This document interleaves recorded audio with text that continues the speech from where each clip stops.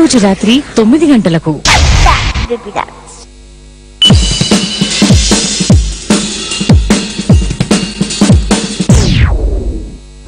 నమస్తే, welcome to Gemini news bulletin. ముందుగా headlines చూద్దాం. నేడు బీజేపీ నేతలతో అమిత్ షా భేటీ, తెలంగాణలో పార్టీపై ప్రత్యేక దృష్టి.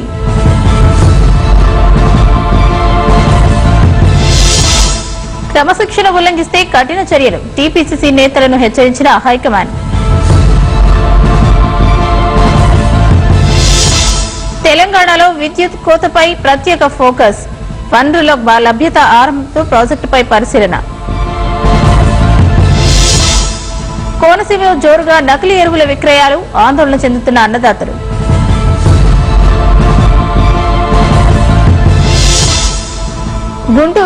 గుజరాత్ లో ఘనంగా ప్రవాసీ భారతీయ దినాస్, నేడు ప్రధాన కార్యాలయాన్ని ప్రారంభించిన మోడీ.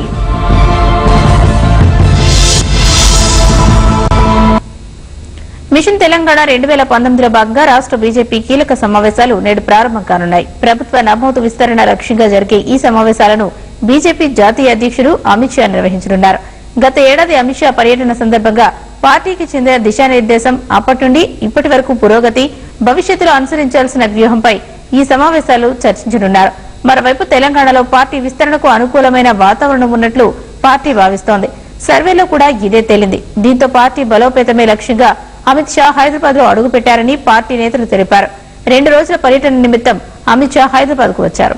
చాలా అధికారులతోని ఇంచుమించు 200 మందితోని ఈ యొక్క మెంబర్షిప్ పైన సమగ్రమైనటువంటి ఆలోచనతోని ముందుకు సాగాలని చెప్పని సమావేశం ఉంది. ఏపీలో 100% ఆధార్ అకౌంట్ ఉండాలని, అన్ని పథకాలను ఆధార్ కు అనుసంధానం చేయాలని అధికారులు సూచించారు. సీఎం చంద్రబాబు నాయుడు విజయవాడలో కలెక్టర్లతో సమావేశం నిర్వహించి అనంతపురం ఘటన దురదృష్టకరమన్నారు. ఆ తర్వాత 2 నిమిషాలు మౌనం పాటించి మృతుల కుటుంబాలకు సంతాపం తెలిపారు.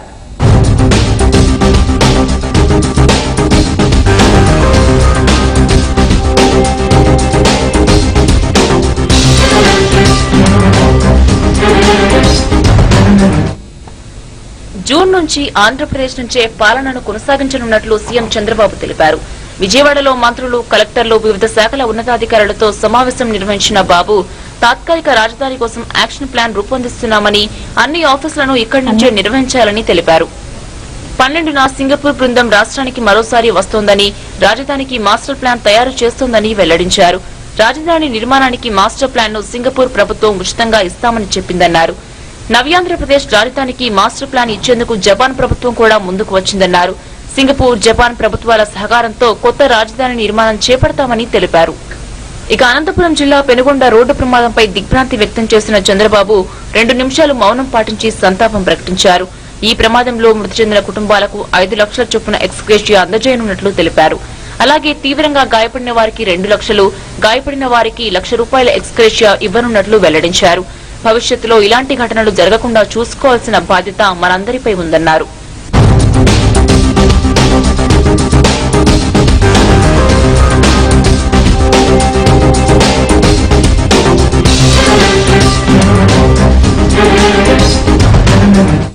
మరోవైపు ఏపీలో 100% ఆధార్ అకౌంట్ ఉండాలని, అన్ని పథకాలను ఆధార్కు అనుసంధానం చేయాలని అధికారులకు సూచించారు చంద్రబాబు. రుణాల రీషెడ్యూల్ వల్ల రైతులకు మేలు జరుగుతుందన్న ఆయన రుణాల రీషెడ్యూల్ పై రైతుల్లో అవగాహన కల్పించాలని అధికారులను ఆదేశించారు. 2వ విడత రుణమాఫీలో రైతులందరికీ న్యాయం చేస్తామని హామీ ఇచ్చారు. తాము అధికారంలోకి వచ్చిన 2 నెలల్లోనే 24 గంటల విద్యుత్ ఇచ్చామని, భవిష్యత్తులో ఏపీని ఉన్నత రాష్ట్రంగా తీర్చిదిద్దుతామన్నారు. ఇక సంక్రాంతి పండుగను పురస్కరించుకుని ఈ నెల 14, 15, 16వ తేదీలను సంక్రాంతి సెలవులుగా సీఎం ప్రకటించారు. ఆంధ్రప్రదేశ్ రాష్ట్రంలో 2015-2016 ఆర్థిక సంవత్సరానికి జీరో బేస్డ్ బడ్జెట్ ను ప్రవేశపెట్టనున్నట్లు రాష్ట్ర ఆర్థిక శాఖ మంత్రి యనమల రామకృష్ణుడు వెల్లడించారు. ప్రజలపై పన్నులు వేయకుండా పనులు చేపట్టాలని ఆయన పేర్కొన్నారు. ఆదాయం తక్కువైనా పనులు ఎక్కువ చేయాల్సిన అవసరం ఉందన్నారు. ప్రభుత్వ పథకాలు అర్హులకు అందించడంతో పాటు స్వర్ణాంధ్రప్రదేశ్ సాధన కోసం మెరుగైన బడ్జెట్ ను రూపొందిస్తున్నామని యనమల వివరించారు.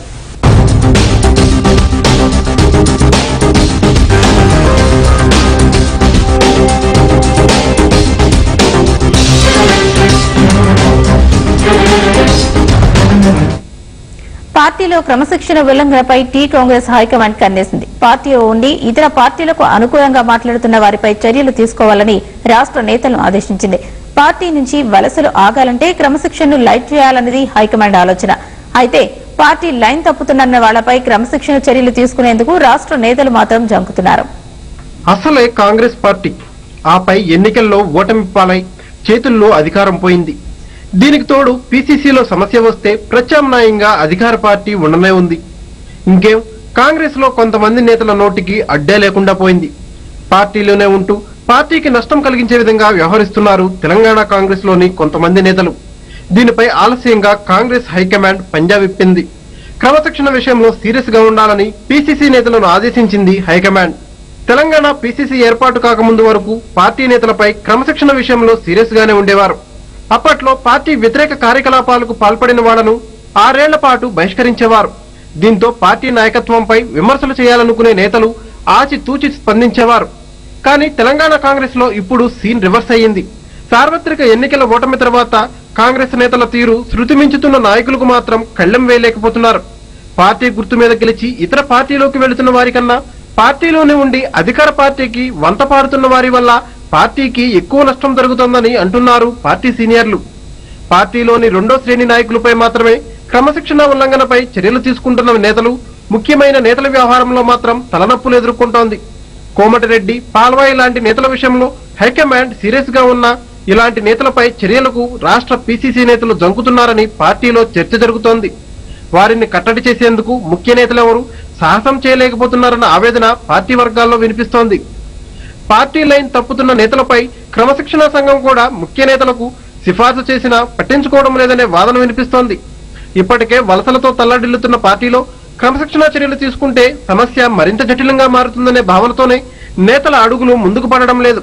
పార్టీ బలోపేతంపై దృష్టి పెట్టిన నేతలు ముందు క్రమశిక్షణ తప్పిన వారిపై ఎలాంటి చర్యలు తీసుకుంటారన్నది ఆసక్తికరంగా మారింది. తెలంగాణ రాష్ట్రంలో విద్యుత్ కొరతను తీర్చేందుకు ప్రభుత్వం చకచకా అడుగులు వేస్తోంది. విద్యుత్ కొరత తీవ్రతరం కాకముందే ప్రత్యామ్నాయ చర్యలపై దృష్టి పెట్టింది.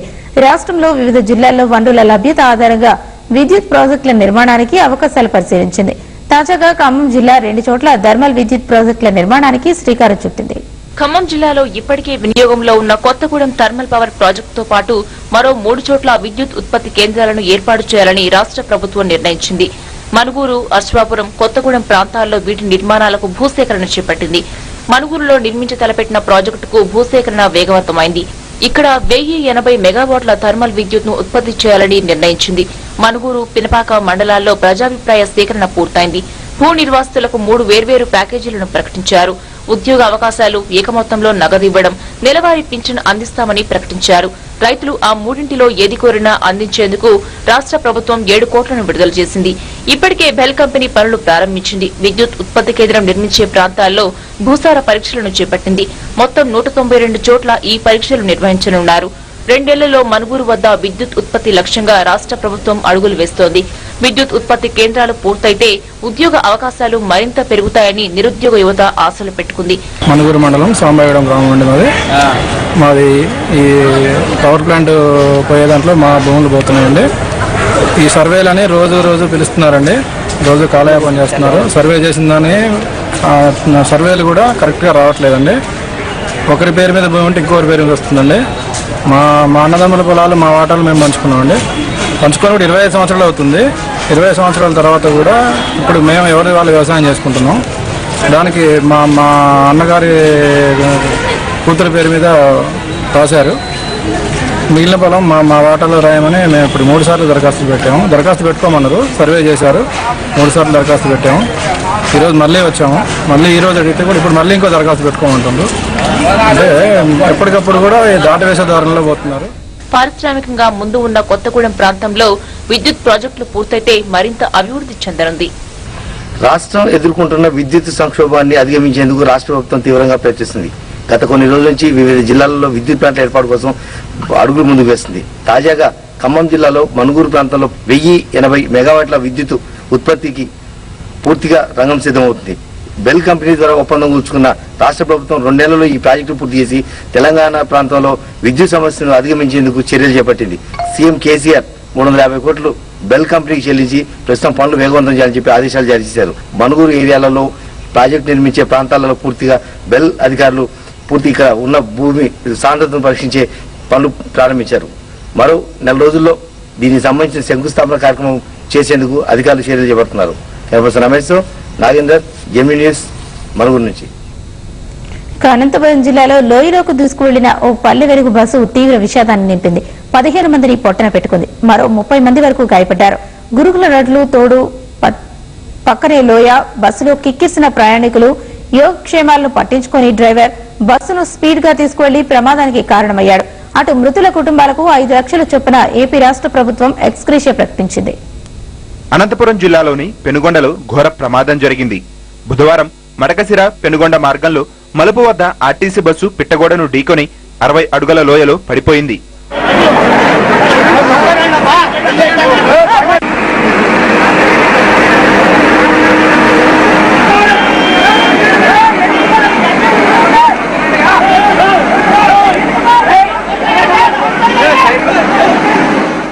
మడకసిర నుండి ఏపీ 28Z1053 బస్సు పెనుగొండ వెళ్తోంది.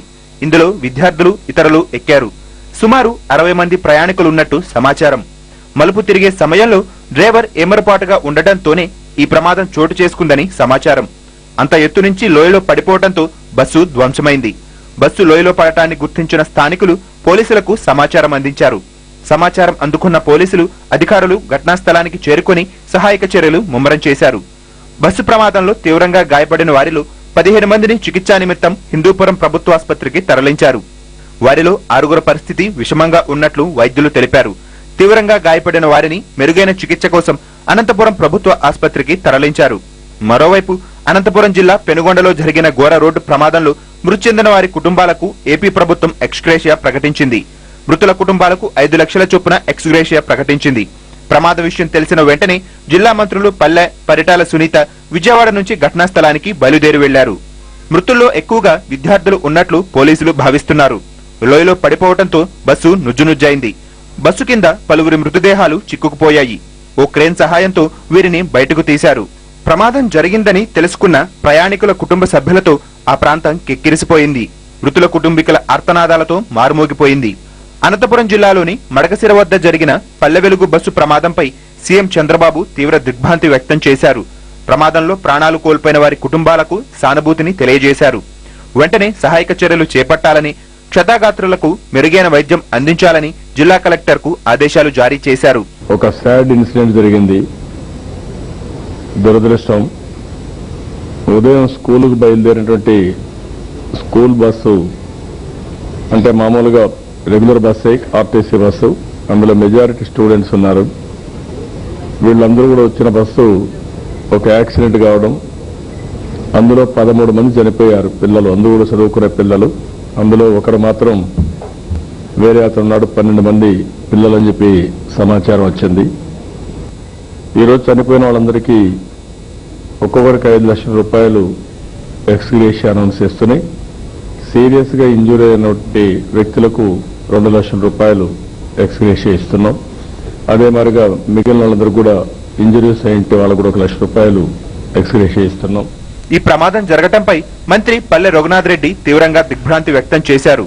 ఈ ప్రమాదం జరిగిన ఘటనపై అధికారులతో మాట్లాడి సంఘటనా స్థలానికి బయలుదేరి వెళ్లారు.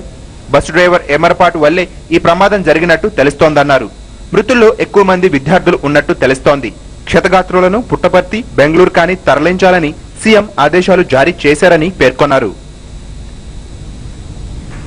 తెలంగాణ ప్రభుత్వం నిబంధనలు తొంగలో తొక్కుతోంది. మంత్రి గంటా అన్నారు. ఆంధ్రప్రదేశ్ ఆర్గనైజేషన్ యాక్ట్ ను తెలంగాణ ప్రభుత్వం గౌరవించాలని ఆయన కోరారు.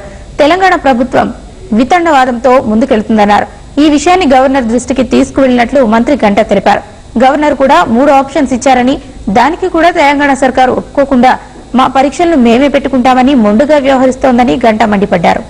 ఏపీ రీఆర్గనైజేషన్ యాక్ట్ ప్రకారం రీఆర్గనైజేషన్ యాక్ట్లో స్పష్టంగా ఈ ఉమ్మడి ప్రవేశాలు వాటి గురించి 10 సంవత్సరాల పాటు చెప్పారు.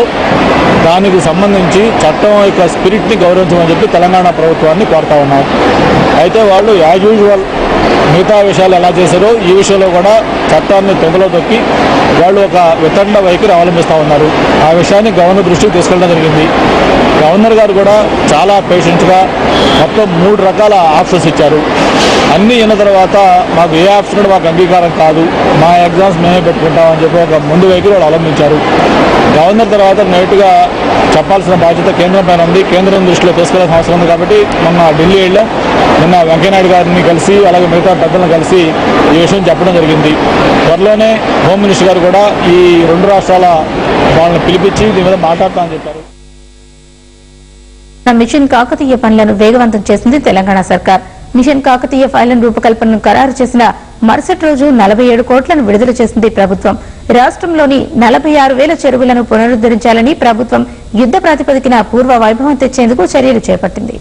రాష్ట్ర ప్రభుత్వం మిషన్ కాకతీయను కార్యరూపంలోకి తెచ్చేందుకు కసరత్తు ముమ్మరం చేసింది. చెరువుల పునరుద్ధరణ పనులు వేగవంతం చేస్తోంది ప్రభుత్వం. రాష్ట్ర వ్యాప్తంగా 46,000కు పైగా చెరువులు ఉన్నట్లు గుర్తించిన ప్రభుత్వం మొదటి విడతలో 9,500 చెరువులకు మరమ్మతులు చేయాలని నిర్ణయించింది. అందులో భాగంగా తాజాగా 6 జిల్లాల్లో 201 చెరువుల పునరుద్ధరణకు 67 కోట్ల రూపాయలను మంజూరు చేస్తూ ప్రభుత్వం ఆదేశాలు జారీ చేసింది.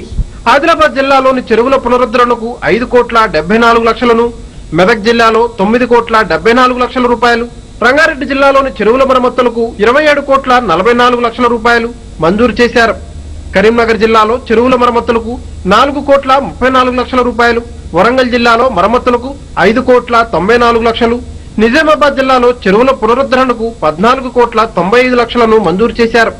మరమ్మతుల పనులు నెలాఖరులోగా ప్రారంభించాలని ఆదేశించారు. పనులు పూర్తయిన వెంటనే నిధులు డ్రా చేసే అధికారాన్ని కూడా నీటిపారుదల శాఖ ఇంజనీర్ ఇన్ చీఫ్ లకు ప్రభుత్వం అప్పగించింది. బ్రేక్ తీసుకుందాం. Stay with us.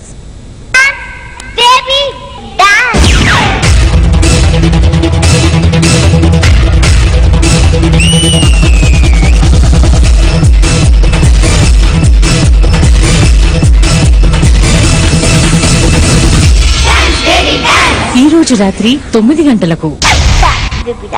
Healthy lunch వల్ల లాభం ఎప్పుడైతే లంచ్ బాక్స్ కూడా హెల్దీగా ఉన్నప్పుడు లభిస్తుంది. సాధారణ బార్లతో కడిగిన లంచ్ బాక్స్ లో రోగాలను వ్యాపింపజేసే క్రిములు అలాగే ఉండిపోవచ్చును. అందుకే నేను ఎంచుకున్నాను డెటాల్ కిచెన్ జెల్.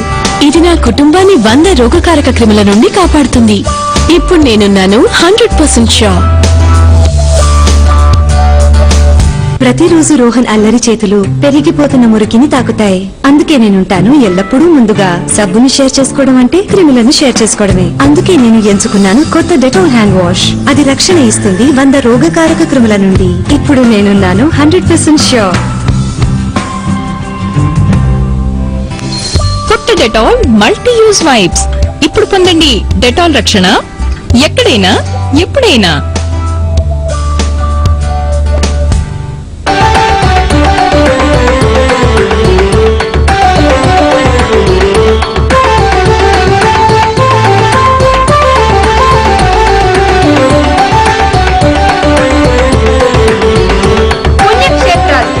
ఆదివారం ఉదయం 6:30 మీ జెమినీ న్యూస్ లో.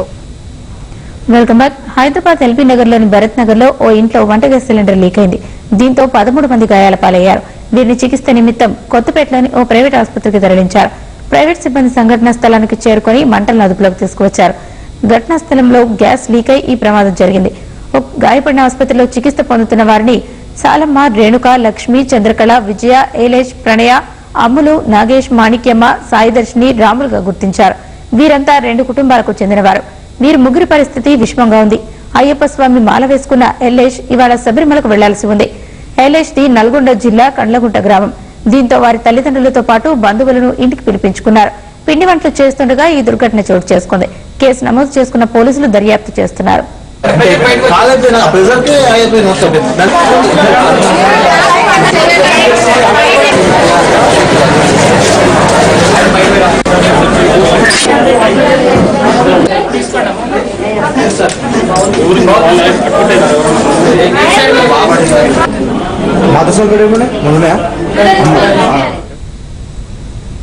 హైదరాబాద్ ను వణికిస్తున్న స్వైన్ ఫ్లూ మహమ్మారి బ్రేకులు పడనున్నాయి. ఒక చిన్న వ్యాక్సిన్ చేసుకుంటే చాలు, ఇక ధైర్యంగా ఎక్కడైనా తిరగవచ్చు. ప్రస్తుతం బంజారాహిల్స్ లోని కేర్ హాస్పిటల్లో వ్యాక్సిన్ సెంటర్ ప్రారంభమైంది. ఈ దెబ్బతో స్వైన్ ఫ్లూ పటాష్.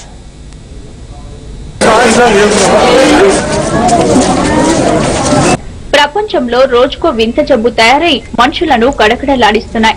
అయితే గత కొన్ని సంవత్సరాలుగా భారతదేశం డంప్ చేసుకున్న జబ్బు స్వైన్ ఫ్లూ. ఇది కేవలం గాలి ద్వారానే వైరస్ మానవ శరీరంలోకి ప్రవేశించి 5 నుండి 10 రోజుల్లో మనిషిని చంపేస్తుంది. ప్రస్తుతం ఈ జబ్బు హైదరాబాద్ లో శరవేగంగా వ్యాప్తి చెందుతుంది. 7గురికి పైనే మరణించినట్లు అధికారులు చెబుతున్నారు. అయితే దీన్ని నియంత్రించడానికి ముఖానికి మాస్కులు తప్ప ఏం చేయలేని పరిస్థితి. అయితే దీన్ని నివారించేందుకు వ్యాక్సిన్ ను అందుబాటులోకి తెచ్చారు వైద్య నిపుణులు. బంజారా హిల్స్ కేర్ ఆసుపత్రిలో స్వైన్ ఫ్లూ కు వ్యాక్సిన్ వేసేందుకు స్పెషల్ సెంటర్ ను ప్రారంభించారు ఆసుపత్రి వర్గాలు. ఫ్లూ అనేది ప్రతి సంవత్సరం ప్రతి సీజన్ లో ఉంటుంది. కేవలం చలికాలంలోనే ఫ్లూ ఉంటుందనే ఊహ. కాకపోతే చలికాలంలో వైరస్ అనేది వాతావరణంలో ఎక్కువసేపు ఉండే అవకాశం ఉంది. చూసినట్టయితే 2009 సంవత్సరంలో స్వైన్ ఫ్లూ కేసులు మొట్టమొదటి కేసు మే నెలలో మండు టెండలో నమోదైనవి. కాబట్టి కేవలం చలికాలమో వర్షంలో ఏ సీజన్లో అయినా ఫ్లూ వచ్చే అవకాశం ఉంది. కాబట్టి మనం ఈ వ్యాక్సిన్ అనేది ఏప్రిల్ నెలలో ఉంటే పూర్తి కాలం దానికి మన సంస్థ రక్షణ ఉండే అవకాశం ఉంది. కాకపోతే ప్రజల్లో అవగాహన లేదు. మన భారతదేశంలో ఈ వ్యాక్సిన్ అవగాహన లేదు. ఎందుకంటే ఈ ఫ్లూ అనేది మన భారతదేశానికి రాదు అనుకుంటున్నారు. అంటే మనకు సమస్యలు ఇంకా చాలా ఉన్నాయి, టీబీ అలాంటి సమస్యలు. అందుకే దీని మీద దృష్టి సారించలేదు. కొన్ని ప్రాంతాల్లో స్వైన్ ఫ్లూ వ్యాక్సిన్ ధర 1500 రూపాయలు దొరుకుతుంటే కేర్ లో మాత్రం కేవలం 450 రూపాయలకే అందుబాటులోకి తెచ్చారు కేర్ వారు. అయితే ప్రభుత్వం దీన్ని సామాన్యులకు అందుబాటులోకి తెచ్చి ప్రాణాలు కాపాడాలని కోరుతున్నారు జనం. సంక్రాంతి పండుగకు ప్రతి ఒక్కరూ అత్యంత ప్రాధాన్యమిస్తారు. పండుగకు ముందే పిండి వంటలు చేసుకోవడంతో మహిళలు నిమగ్నమవుతారు. అయితే వ్యాపారులు వారి ఆశలపై నీళ్లు చల్లుతూ నూనె ధరను పెంచేశారు. ఈ పండుగకు పిండి వంటలు ఎలా చేసేదంటూ మహిళలు ఆందోళన చెందుతున్నారు. పెరిగిన ధరలపై Gemini news special focus. Sankranti పండుగంటే గొబ్బెమ్మలు, గంగిరెద్దుల ఆటలు, హరిదాసుల హంగామాలతో పాటు పిండి వంటలకు అత్యంత ప్రాధాన్యమిస్తారు. సంక్రాంతికి 10 రోజుల ముందు నుంచే వివిధ రకాల పిండి వంటలు చేసుకుంటారు. అయితే వ్యాపారులు నూనె ధరను పెంచడంతో సామాన్యులు ఆందోళన చెందుతున్నారు. నిన్న మొన్నటి వరకు 86 రూపాయలు ఉన్న కిలో నూనె ధర ఏకంగా 6 రూపాయలు పెంచేశారు. పిండి వంటల తయారీకి అవసరమైన నూనె ధర పెరగడంతో ప్రజలు ఆందోళన చెందుతున్నారు. అన్ని విధాలా తక్కువ రేట్లు పెంచుతాము, అన్ని తక్కువ చేస్తామని చెప్పేసి అన్నారు. కానీ ఇది పోతుంటే పెరుగుతున్నాయి రేట్స్. దీనివల్ల చేసుకోవాలంటే కూడా చాలా మంది ఇబ్బంది పడిపోతారు. కాబట్టి మా మీద కొంచెం దృష్టి పెట్టి ఆ రేట్లు తగ్గించాలని చెప్పి కోరుకుంటున్నాము. చాలా వాటికి కూడా ప్రతి ఒక్క ఫ్యామిలీలో చేసుకుంటారు. సంక్రాంతి పండుగ అంటే మన తెలంగాణకి చాలా ఇంపార్టెంట్ పండుగ. ప్రతి ఒక్క పిల్లలు ప్రతి ఒక్క ఫ్యామిలీలో పిండి వంటలు చేసుకుంటారు. కాబట్టి మా పైన కొంచెం దృష్టి పెట్టి కనీసం ఈ రేటు తగ్గించాలని. వ్యాపారులు ఒక్కసారిగా ఆయిల్ ధరలు పెంచేయడంతో సామాన్య మధ్యతరగతి కుటుంబాలు ఈసారి సంక్రాంతి పండుగ చేసుకునే పరిస్థితి లేకుండా పోయింది. హిందువులు జరుపుకునే పండుగలన్నింటిలో కన్నా సంక్రాంతికే అత్యంత ఎక్కువ ప్రాధాన్యం ఇస్తారు. ఈ పండుగ కోసం 10 రోజుల ముందు నుంచే అన్ని రకాలుగా సమాయత్తమయ్యే ప్రజలకు పెరిగిన ధరలు ఆశనీపాతంగా మారాయని చెప్పవచ్చు. ఈ స్కూల్లో నేను ఒక టీచర్ గా పనిచేస్తున్నాను. మాకు వచ్చే జీతమే చాలా తక్కువ. రోజు పోను ఖర్చులతో పాటు ఒక సంక్రాంతి పండుగ వస్తే ఇంత పిండి వంటలు చేసుకుందామంటే కూడా పిల్లలు ఎంత ఆశగా చూస్తుంటారు. ఎప్పుడెప్పుడు మమ్మీ పిండి వంటలు చేస్తుందా అని. ఆ వంటల కోసం ఆశగా చూస్తుంటే మేము ఏదో రకరకాల వంటలు చేసుకుందాము, రకరకాల అప్పాలు చేసుకుందాము అని చెప్పేసి చూసి 7 రూపీస్ ఆయిల్ రేట్ పెరిగిందండి. పెరిగితే మరి ఎందుకు పెరిగింది రేటు అని అంటే వ్యాట్ రేట్ పెరిగింది అని చెప్తున్నారు. మరి ఇప్పుడు 1 కిలో మీద 7 రూపాయలు పెరిగితే ఏం చేస్తున్నట్టు? ఈ మధ్యతరగతి ప్రజలు ఎలా బ్రతుకుతారు? వాళ్ళు ప్రొద్దున లేస్తే మనకు ఎన్నో రకాల అవసరాలు ఉంటాయి. ఈ వంటలకు కానీ దేనికి కానీ కొంచెం ఈ ఆయిల్ రేటు కొంచెం తగ్గించాలి, వ్యాట్ రేటు తగ్గించాలి అని కోరుకుంటున్నాం. ఒకప్పుడు పండుగలు అంటే ఎంతో సంతోషంగా అనిపించేది. ఇట్లా ఇయర్లీ వచ్చేది చాలా చేసుకుంటాం మనం. అప్పుడు ఎప్పుడెప్పుడో ప్లాన్ చేసుకుంటుంటాం, ఇది చేసుకుందాం, ఈ పిండి వంటలు చేసుకుందాం, అది ఇది అని. కానీ ఇప్పుడు పండుగలు అంటే అమ్మో అనిపిస్తుంది. ఎందుకంటే ఉన్న జీతాలకు మాకు చాలా రేట్లు పెంచేస్తున్నారు. ఏదైనా కానీ ఇప్పుడు మామూలుగా తెలంగాణ వచ్చింది రేట్లు తగ్గుతాయి, ఆ ప్రభుత్వం వచ్చింది రేట్లు తగ్గుతాయి అని చెప్పారు. కానీ అదేం లేదు, అదేం జరగట్లేదు. ఇదే కాకుండా ఇప్పుడు పిండి వంటలు చేద్దామనే షాప్కి వెళ్ళేసరికి అక్కడ రేట్లు వినేసరికి వెనుక తిరిగి వచ్చేస్తామండి. ఇక ఏం తీసుకోలేక మేము సంక్రాంతి పండుగను దృష్టిలో పెట్టుకుని వ్యాపారులు ధరలను యథేచ్ఛగా పెంచుతున్నా అధికార యంత్రాంగం మాత్రం పట్టించుకోకపోవడం విమర్శలకు దారితీస్తోంది. ప్రభుత్వం చొరవ తీసుకుని ధరలను నియంత్రించాలని పలువురు అభిప్రాయపడుతున్నారు.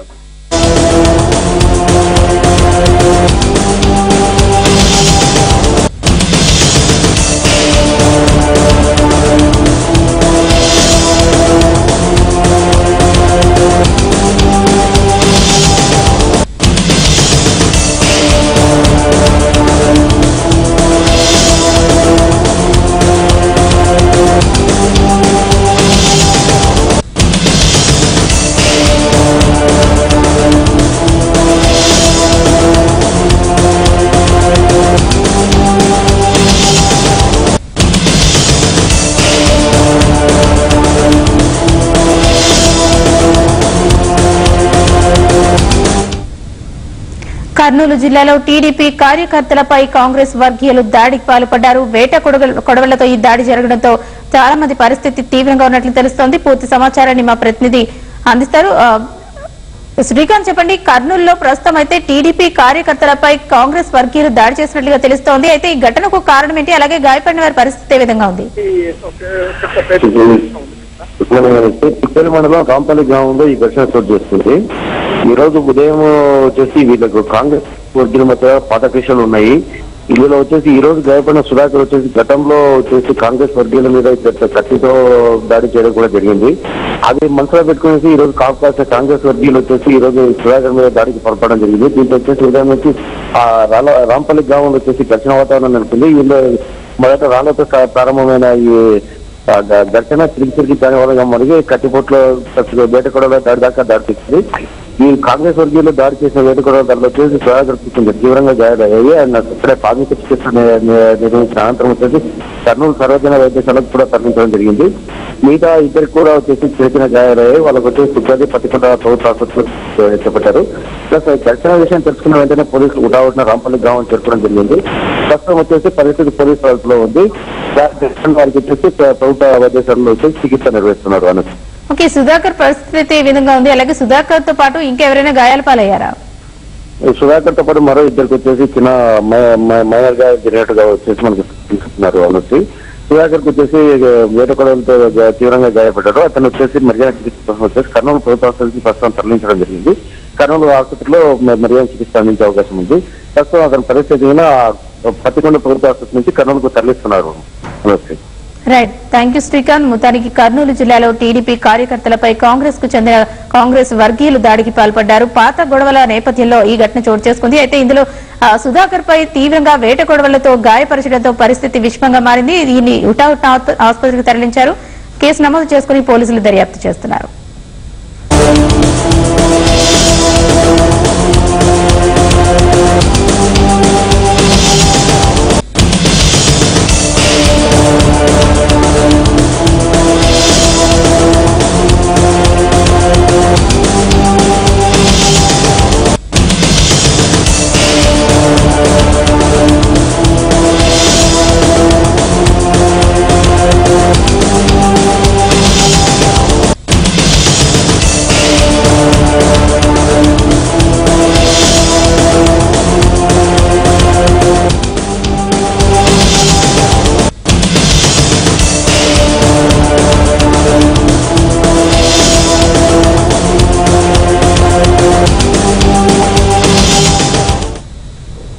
మావోయిస్టు అగ్రనేత జంటూ ముఖర్జీని రాయ్పూర్ జైలు నుంచి చెర్లపల్లి జైలుకు తరలిస్తున్నట్లుగా సమాచారం అందుతోంది. దీనికి సంబంధించిన పూర్తి వివరాలు మా ప్రతినిధి ప్రసన్న అందిస్తారు. ప్రసన్న, చెప్పండి, చెర్లపల్లి జైలుకి రాయ్పూర్ జైలు నుంచి చెర్లపల్లి జైలుకి ఎందుకు మారుస్తున్నారు? పూర్తి వివరాలేంటి? అనుసరి ఏదైతే మావోయిస్టు అగ్రనేత అదేవిధంగా మావోయిస్టు కేంద్ర కమిటీ సభ్యుడైనటువంటి జంతు ముఖర్జీని ఈ రోజు తెల్లవారుజామున పోలీసులు భారీ బందోబస్తు మధ్య చెర్లపల్లి జైలుకు తీసుకురావడం జరిగింది. రాయ్పూర్ లో ఈయన యాక్చువల్ గా రాయ్పూర్ లోనే అరెస్ట్ చేసినటువంటి పోలీసులు అక్కడ కోర్టుకు ఆయనను తరలించడం జరిగింది. అక్కడి నుంచి ఆయనకు రిమాండ్ విధించిన తర్వాత ఏదైతే తెలంగాణ స్టేట్ లో ఖమ్మం అదేవిధంగా ఛత్తీస్గఢ్ ఏదైతే ఈ ఈఓబి ప్రాంతంలో ఉన్నటువంటి కొన్ని కేసులకు సంబంధించి ఆయనను విచారించేందుకు తెలంగాణ పోలీసులు తమ అదుపులోకి ఇవ్వాలని చెప్పి కోరిన నేపథ్యంలో ఆయనను చెర్లపల్లి జైలుకు తీసుకురావడం జరిగింది. అదేవిధంగా ఏదైతే రాయ్పూర్ జైలుతో సెక్యూరిటీ రీజన్స్ కూడా చూపించడం జరిగింది. ఈ నేపథ్యంలోనే ఈరోజు తెల్లవారుజామున ఆయనని చెర్లపల్లి జైలుకు తీసుకురావడం జరిగింది. Right, thank you Prasanna. మొత్తానికి మావోయిస్టు అగ్రనేత జంటూ ముఖర్జీని రాయ్పూర్ జైలు నుంచి చెర్లపల్లి జైలుకి తరలించారు. అయితే తెలంగాణలో ఆయనపై ఉన్న కేసులకు సంబంధించి విచారణ నేపథ్యంలో ఈ చెర్లపల్లి జైలుకి తరలించడం జరిగింది. ఇక మిగిలిన వార్తలు చూస్తే ఆదిలాబాద్ జిల్లా అన్నదాతలపై ప్రకృతి మరోమారు కన్నెర చేసింది. అన్నదాతకు అన్ని కష్టాలే. పంట సాగు చేసింది మొదలు పండించిన పంటను మార్కెట్కు తరలించి అమ్ముకునే వరకు అష్ట కష్టాలు తప్పవు. అకాల వర్షం జిల్లాలో అపార నష్టాన్ని మిగిల్చింది. బంగాళాఖాతంలో ఏర్పడిన అల్పపీడన ద్రోణి ప్రభావంతో కురిసిన వర్షం రైతులను నష్టాల్లోకి నెట్టేసింది. వర్షం కారణంగా వరి, మిర్చి పంటలు తడిసి ముద్దయ్యాయి. వేలాది ఎకరాల్లో పంటలు వర్షం దాటికి దెబ్బతిన్నాయి. ముఖ్యంగా గత 3 రోజులుగా ఆమ్లంతో కూడిన కురుస్తున్న మంచు పంటలపై తీవ్ర ప్రభావాన్ని చూపుతోంది. ఈ కారణంగా కంది, శనగ, గోధుమ, కూరగాయల పంటలపై కొత్త తరహా తెగుళ్లు సోకడంతో రైతన్నలు నష్టాల ఊబిలో కొట్టుమిట్టాడుతున్నారు. ఖరీఫ్ సీజన్ మిగిల్చిన చెడు జ్ఞాపకాలు మరొక ముందే ప్రమాదం అకాల వర్షం పొగమంచు రూపంలో ముంచుకొచ్చి పంటలను తీవ్రంగా నష్టపరిచాయి. ఆదిలాబాద్ జిల్లాలోని ఖానాపూర్, ఇచ్చోడ తదితర ప్రాంతాల్లో అకాల వర్షానికి రబీ పంటలు దెబ్బతిన్నాయి. అన్ని విధాలా నష్టపోయిన తమను ప్రభుత్వం ఆదుకోవాలని అన్నదాతలు వేడుకుంటున్నారు. తన పెళ్లి విషయంలో ఇన్నాళ్లు దోబూచులాడిన త్రిష ఎట్టకేలకు ఆ విషయాన్ని బహిరంగంగా చెప్పింది. జనవరి 23వ తేదీన వరుణాధర నిశ్చితార్థం జరగనున్నట్లు ట్విట్టర్లో తెలిపింది. కేవలం తన 2 కుటుంబాలు మాత్రమే ఈ కార్యక్రమానికి హాజరవుతాయని తన అభిమానులను, స్నేహితులకు తెలిపింది. అయితే తమ పెళ్లి ముహూర్తం ఇంకా ఖరారు కాలేదని, అందువల్ల దాని గురించి ఊహాగానాలు వద్దని కోరింది. ముహూర్తం ఖరారు కాగానే ఎప్పట్లాగానే తానే స్వయంగా ఆ విషయాన్ని వెల్లడిస్తానని త్రిష చెప్పింది. సినిమాలు వదిలిపెట్టాలన్న ఉద్దేశం ఏదీ తనకు లేదని, వాస్తవానికి 2 కొత్త సినిమాలు కూడా తాను ఒప్పుకున్నానని, 2015లో మరికొన్ని సినిమాలు విడుదల కానున్నాయని కూడా ట్విట్టర్లో సందేశాలు త్రిష పంపింది. ఇవి బులెటిన్ విశేషాలు. మరిన్ని అప్డేట్స్ తో మరో బులెటిన్లో కలుద్దాం. నమస్తే.